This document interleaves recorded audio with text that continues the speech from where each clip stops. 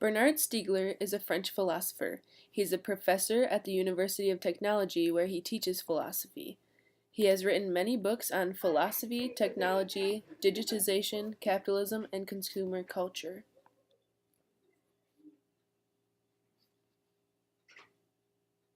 The reading is from Chapter 5 of the book Critical Terms for Media Studies by Mitchell and Hansen. Stiegler's focus on this chapter is about memory, which Mitchell and Hansen placed under the category of aesthetics. Aesthetics is concerned with the study of the mind and emotions in relation to the sense of beauty.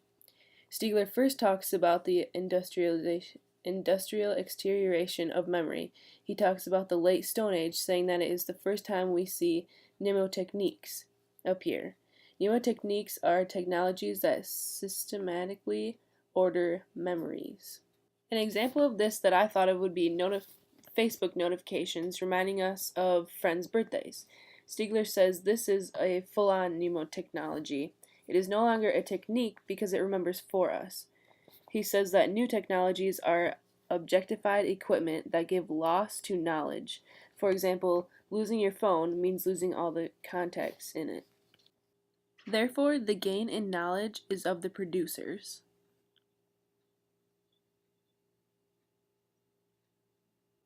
Next, Stiegler talks about the question of hyponesis.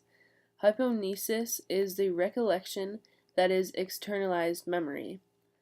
The example Stiegler gives is when you misplace a memory-bearing object, such as an agenda. The first point made is that we do exteriorize our memory. We create equipment and machines that we give knowledge to. This can lead to what he describes as obsolescence of the human. We become unnecessary. Stiegler goes on to say that this leaves humans with internal emptiness. A person's locus of control is correlational with depression. If you don't have control of things in your life, the quality of your life decreases. Stiegler says that the more technology improves, the less ability we have to know something, such as driving. The more that the car does for you, the less that you know how to do. Socrates was afraid of this. He said writing destroys our memory by exteriorizing it and not being able to recall it later.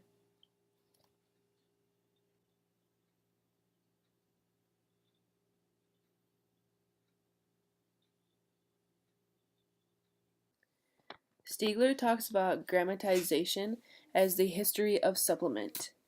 It can be defined as the process where the currents and continuities shaping our lives become discrete elements.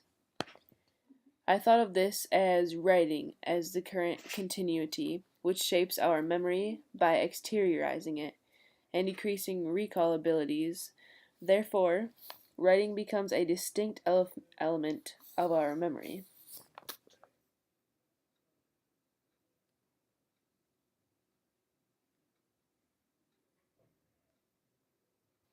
Stiegler next talks about Plato's view on exteriorization.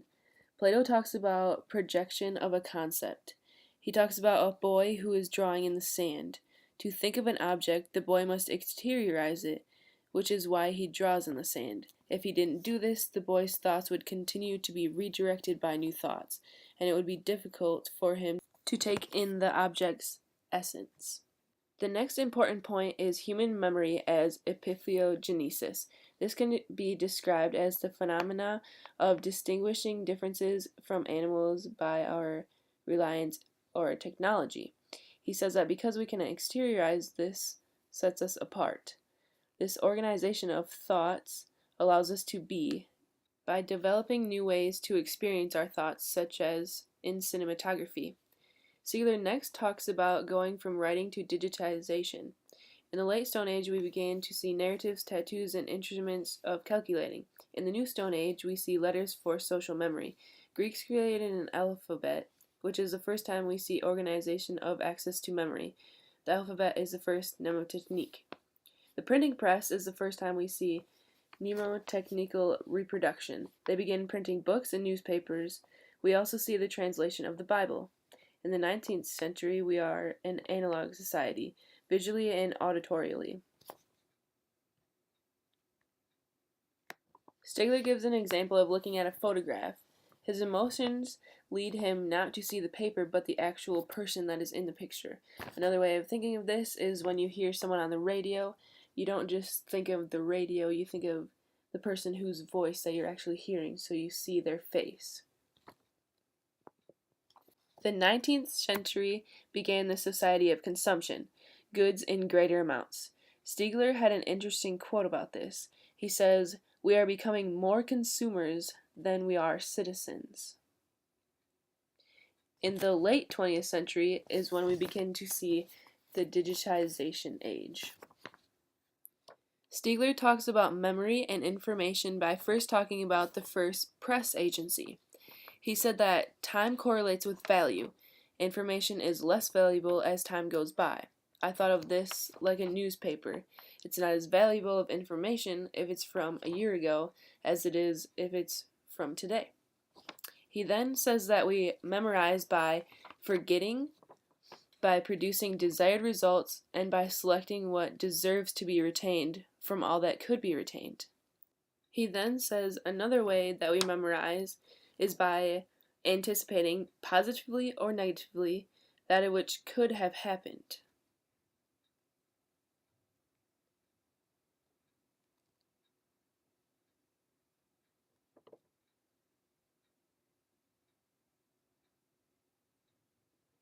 One point Stiegler makes is that money is to future advancement as memory is to future mass audience.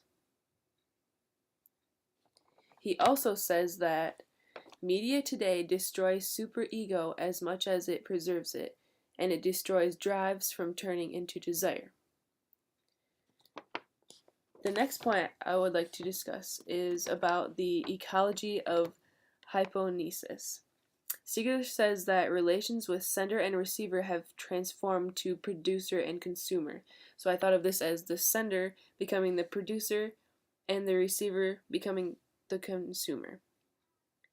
So this continuous flow of information leads to the consumption of memory.